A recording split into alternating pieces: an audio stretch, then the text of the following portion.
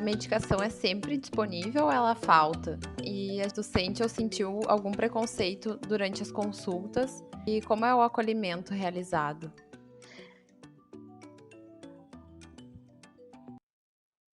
Os retrovirais, né, que a gente fala, eles não são vendidos, né, isso é distribuído pelo governo, pelo SUS, né, gratuitamente. Então, eu retiro o meu remédio, eu passo no médico, pego uma receita, né, e aí tanto no particular quanto no público, com essa receita você retira no SUS.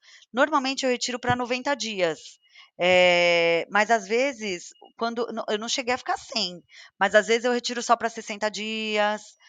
Teve uma época de racionamento que eu retirei para 30 dias, eu tive que ir lá, mais uma vez. Quando eu estava grávida, eu retirei para 6 meses, né, para eu não ter que voltar muito lá. Então, tinha essas questões. Da pandemia também retirei para mais tempo, para não ter que ficar voltando lá.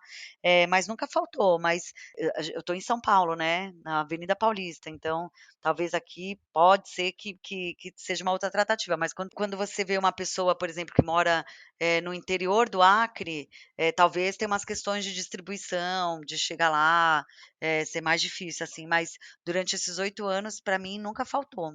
Agora sobre essa parte de preconceito no meio médico, eu acho que eu já sofri mais do que no meu meio pessoal. Quando eu fui ter o meu primeiro bebezinho, uma maternidade super renomada de São Paulo, uma das maiores maternidades do Brasil, chama Santa Joana, no dia do nascimento do bebê, eu vi que elas não estavam muito preparadas para receber uma mulher com HIV, elas não sabiam muito o que tinha que fazer, né, porque tem alguns protocolos. Eu tinha que tomar o AZT na veia, né, intraparto, porque se eu deixei de estar indetectável na hora do parto, naquele momento eu ia estar indetectável com AZT na veia, então não passaria para o bebê. Eu tomei um comprimido que inibe a lactação, porque eu não podia amamentar, então assim que o bebezinho nasceu, eu tomei esse comprimido, que também o governo fornece, e o próprio bebezinho toma um remedinho durante as primeiras semanas de vida, né. E aí quando eu estava lá, né, quase parindo, que eu fiz cesárea, eu estava numa sala esperando a minha cirurgia, mas eu estava numa sala junto com as meninas que estavam, em trabalho de parto. Então estava lá toda aquela movimentação, acho que tinha umas 8 ou 12 meninas, e a menina chegou com a prancheta, a enfermeira, e falou assim: "É você que é do HIV? Quem é do HIV, assim?" Eu achei isso, poderia até processar o hospital, né, hoje em dia, porque quem disse que minha sorologia era aberta, né? Na época era, mas, gente, assim, jamais. Isso é um total despreparo. Como que você faz isso? Eu não sou a menina do HIV, eu sou a Thaís, que você é mãe do João, uma mulher, uma mãe, no momento mais especial da minha vida. Eu sou quem é a do HIV? Que isso? Sabe, assim, mas também naquele momento de emoção, acho que eu fui contar para o fui me tocar disso depois, já no quarto, lá na maternidade. Essa foi uma situação. Acho que a outra situação foi quando eu descobri, quando eu fui pegar o exame, né. Eu fiz o teste rápido, e aí a menina vem uma assistente social, uma psicóloga, ela já veio com uma cara de enterro, assim, quase chorando, assim, uma cara horrorosa, me colocou na sala, e ela me colocou um pânico naquele momento, que talvez nem precisasse ter, porque eu não precisava daquilo naquele momento, eu precisava de acolhimento naquele momento. E ela: "Olha, e você não conta pra ninguém, tá? Você pega essa informação, você esconde, guarda isso pra você, porque o preconceito, as pessoas vão acabar com você, não sei o que lá." Eu acho que não pode ela poderia ter tido uma outra abordagem, ela poderia ter ido por, "Olha, é uma doença com muito preconceito ainda, então, caso você, não queira contar para alguém, né, não conte, mas se você se sentir confortável, se abra", entendeu? Não assim, porque aí ela já me colocou medo, eu já saí dali em pânico, entendeu?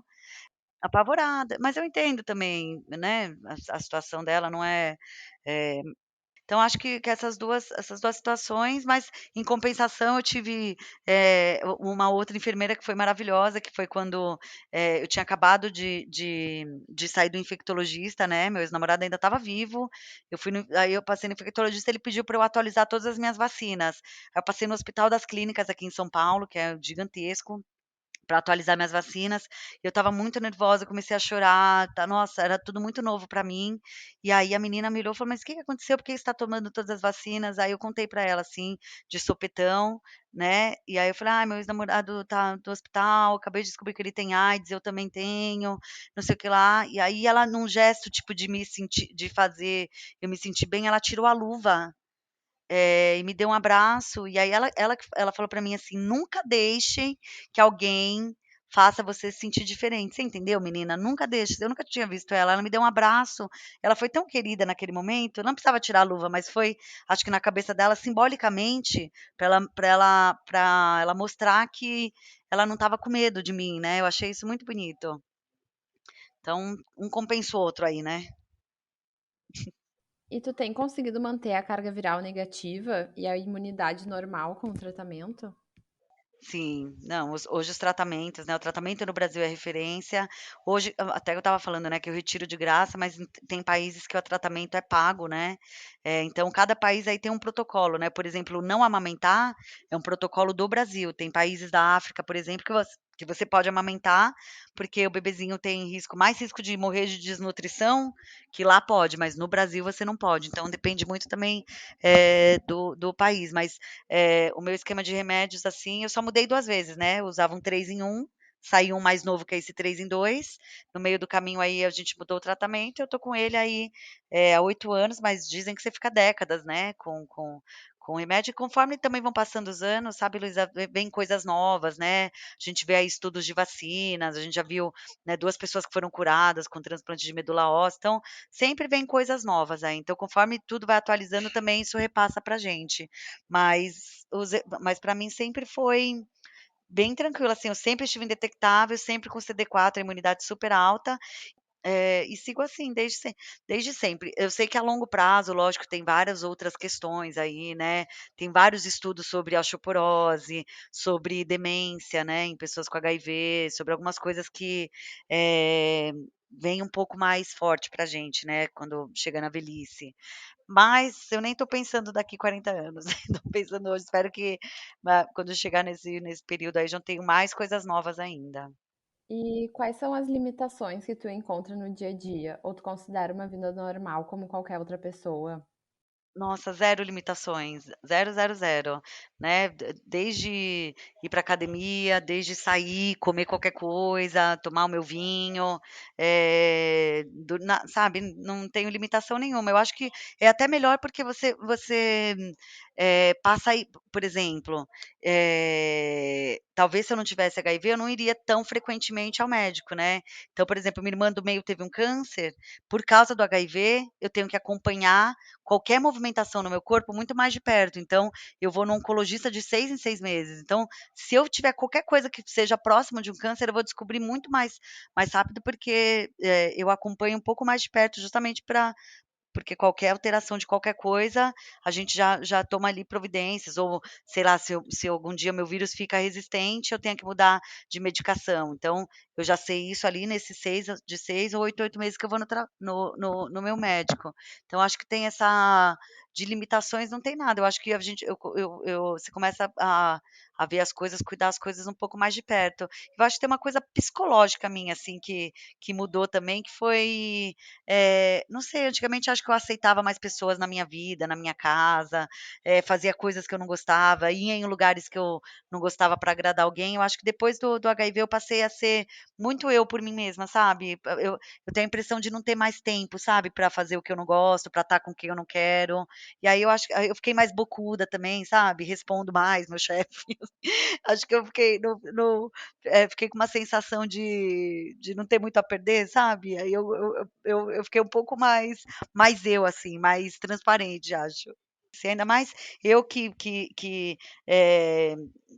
tive domínio da minha história, né, de contar tudo, então, as pessoas me perguntam, né, dos haters e tudo mais, eu falo: "Gente, assim", eu leio, assim, algumas coisas até não me magoam, assim, né, eu fico chateada, assim, de ler, mas, eu não fico abalada por isso, porque também quando eu decidi abrir a sorologia eu já tinha noção, né, que poderia acontecer isso. E a sexualidade, como tu levas? Tu tem algum parceiro? Ele é soro negativo? Que cuidados tu toma da transmissão?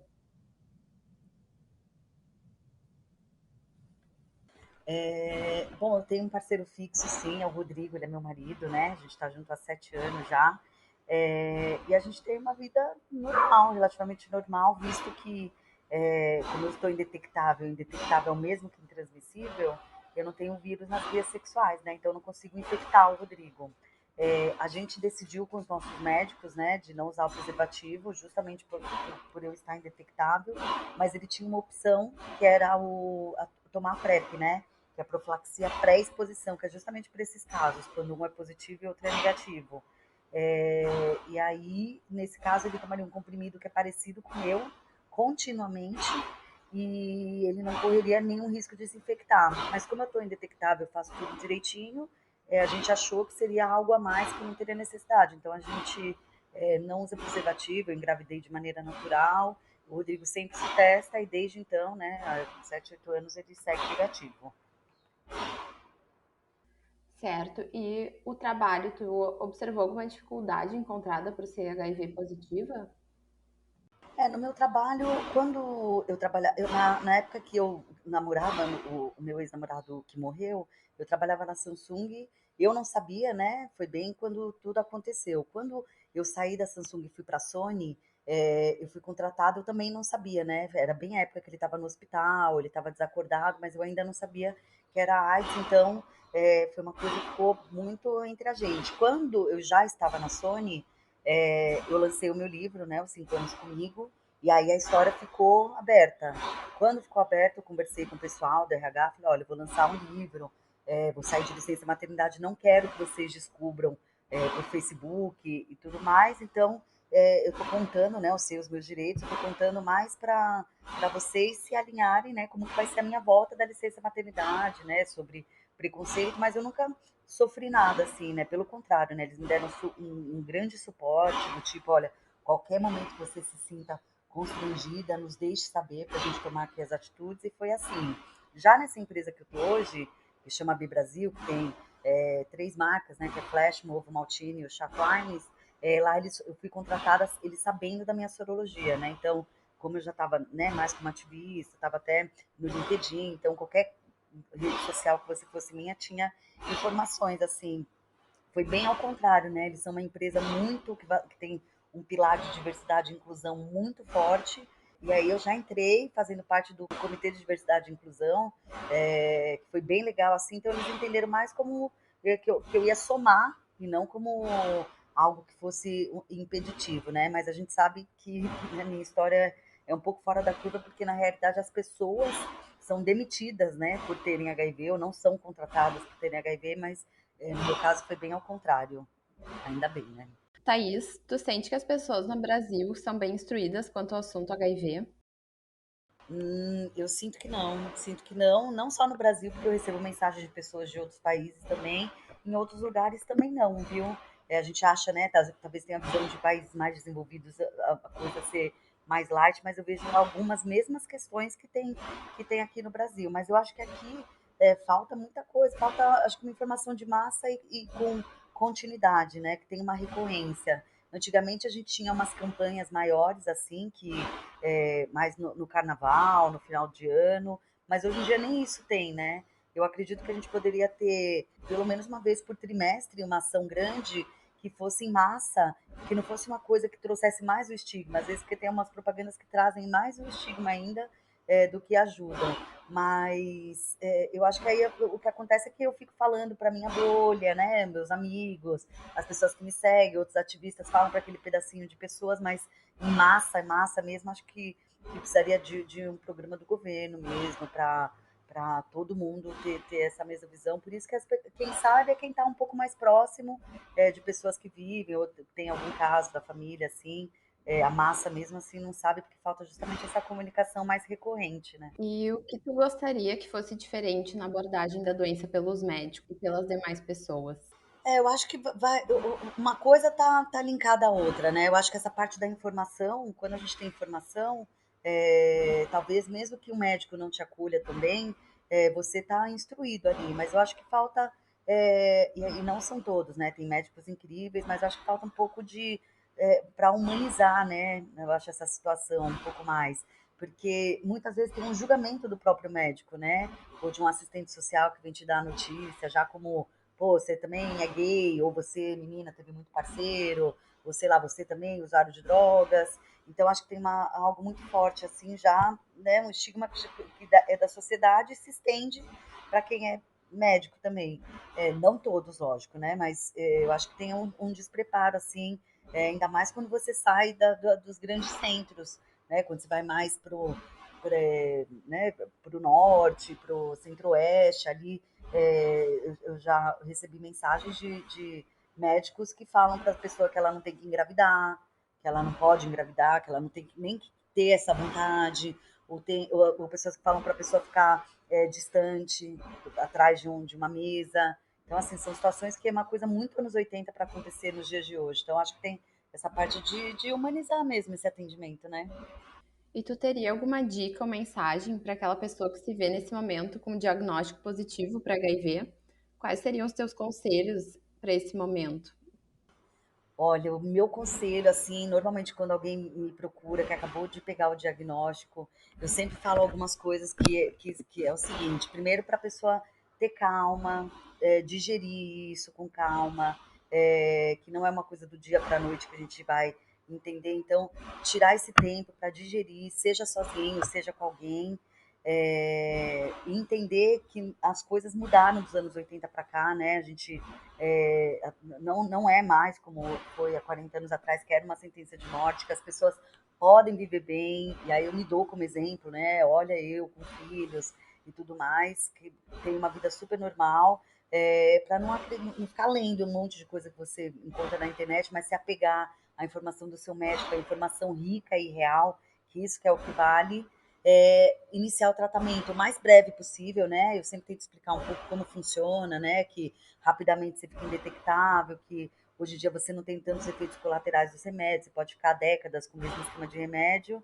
E a partir daí, um dia de cada vez, quando isso tá tudo mais certo, né? Quando você começa o tratamento, quando você entendeu que as coisas mudaram, aí sim você fala, pô, você começa a se tranquilizar e ver que realmente tá relativamente tudo bem. E aí tirar esse tempo agora para ver para quem você vai contar, né? E eu sempre falo, conte quando e para quem você se sentir confortável, não tem regra isso, mas é bom compartilhar com alguém, seja um amigo, um familiar, ou principalmente um psicólogo, né, que vai, acho que, ajudar aí nessas situações. Então, colocar a cabeça no lugar mesmo, não viver o momento de luto, mas em algum momento sair dali, né? Porque às vezes tem pessoas que ficam 20, 30 anos num lugar de muita dor e não consegue sair dali. Então, em algum momento, a pessoa sair dali, né? Digerir.